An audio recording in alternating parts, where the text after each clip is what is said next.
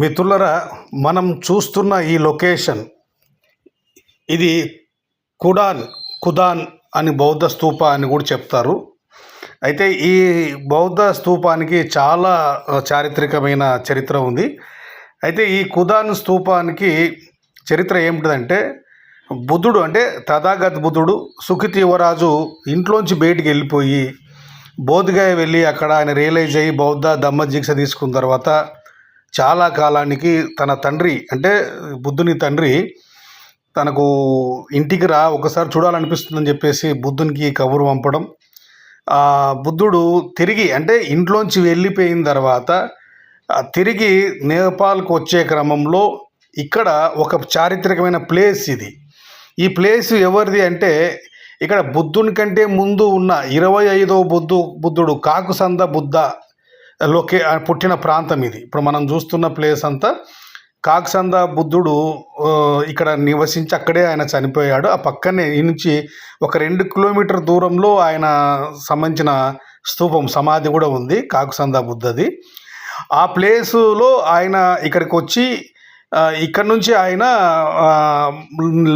నేపాల్ దేశం లేకంటే లుంబిని రాజ్యం లేక వస్తాడు. ఇక్కడ ఆయన వచ్చినప్పుడు ఒక కొంతమందిని అంటే తన సొంత తమ్ముడైన నందుడు అండ్ తర్వాత వాళ్ళ పిన్నమ్మ అంటే పిన్ని ఏమంటారు గౌతమి తల్లిగారికి, తర్వాత తన మిత్రుడు ఇంకొకరికి, అంటే వీళ్ళందరికీ దమ్మదీక్ష ఇప్పించిన ప్రాంతం ఇది. అంటే బుద్ధుడు ఇక్కడికి వచ్చిన తర్వాత ఈ ప్రాంతంలో వాళ్ళందరికీ 500 మందితో కలిపి తన తమ్ముడికి, తన మిత్రుడికి, అలాగే తల్లికి దమ్మదీక్ష అంటే 500 మంది మహిళలు, 500 మంది పురుషులకు కలిపి దమ్మదీక్ష ఇప్పించిన ప్రాంతం. దీన్ని కుదాన్ స్తూప, బౌద్ధ స్తూప అంటారు.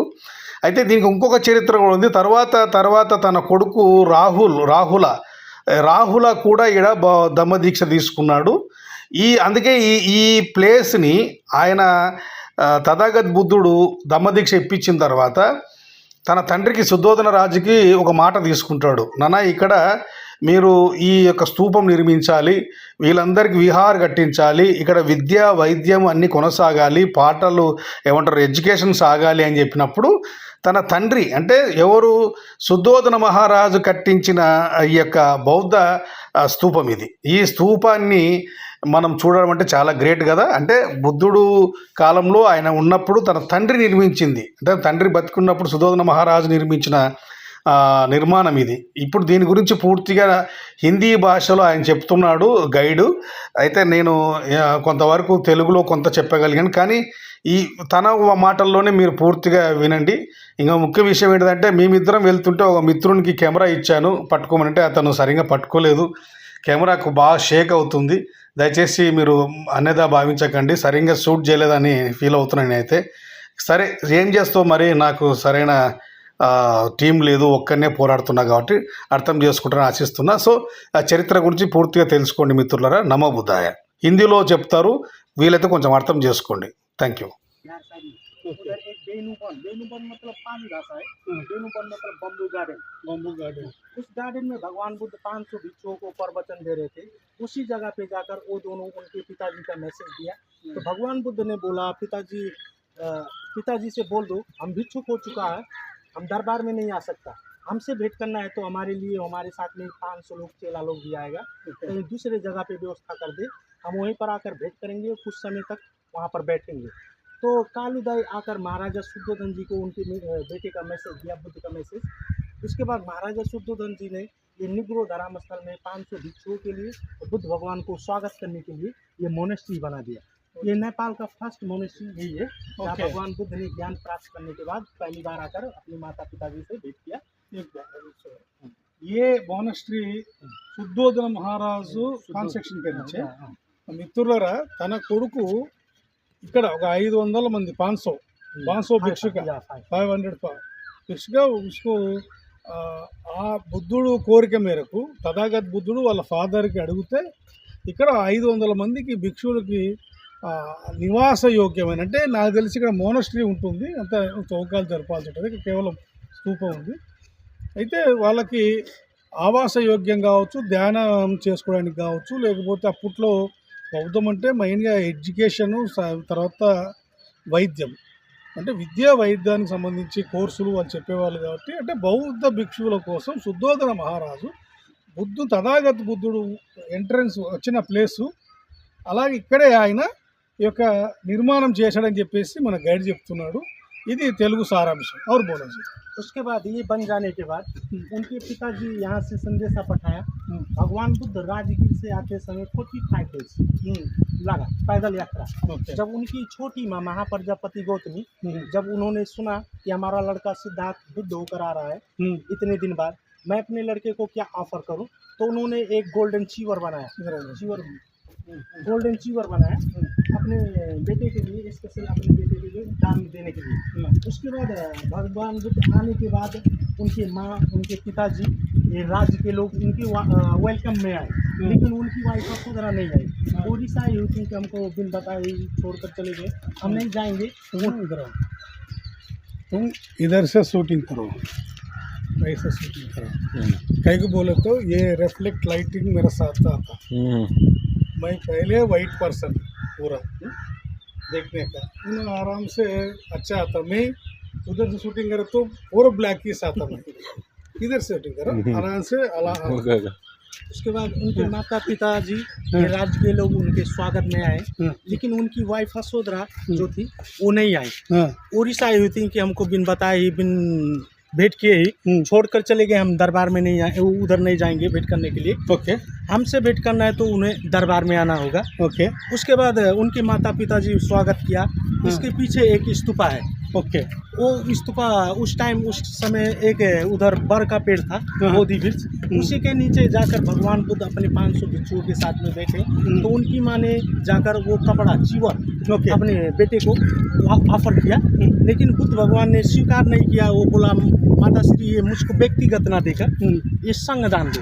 ओके. संग मतलब सबको, ओके. आपको ज़्यादा आशीर्वाद मिलेगा, पुण्य मिलेगा। तो उनकी माँ ने वो कपड़ा संग दान किया। वो जगह वो है, ये वो हाँ वो वाला है। उसके बाद अपने पिताजी महाराजा शुद्धोधन जी से भगवान बुद्ध ने ये जगह पे भेंट किया था। ये जो जगह है वो 2 स्टेप में है ना, नीचे वाला जो गोलाकार का है उसका नाम अष्टकोण स्तूपा है, जहाँ भगवान बुद्ध ने अपने पिताजी से भेंट किया। अपने पिताजी को मजीम निकाय का 5 सूत्र ज्ञान में दिया उस जगह पे। उसके बाद उनके माता पिताजी यहाँ से चले जाने के बाद क्या हुआ, दूसरे दिन भगवान बुद्ध अपने राज्यों में भिक्षापन करके खा रहे थे। जब उनके पिताजी महाराजा शुद्धोधन जी को ये मालूम चला कि हमारा लड़का सिद्धार्थ बुद्ध वो क्या होगा राजा का लड़का होकर मांग कर खा रहा है, कितनी बेइज्जती की लाज की बात है। तो वो महाराजा शुद्धोधन दरबार से यहाँ पर आए, अपने बेटे से बोला बेटा ऐसा मत करो, तुम राजा के लड़के हो, नहीं राजकुमार हो। शेकिंग नहीं करना, ऐसा ये ऐसा आराम से पकड़ो, ऐसा नहीं है, शेक नहीं आ रहा ऐसा। आप राजा के लड़के हो, ऐसे मांग कर खाओगे, तुम्हारे पिताजी का ये राज का बहुत बड़ा बदनामी होगा, बेइज्जती होगा।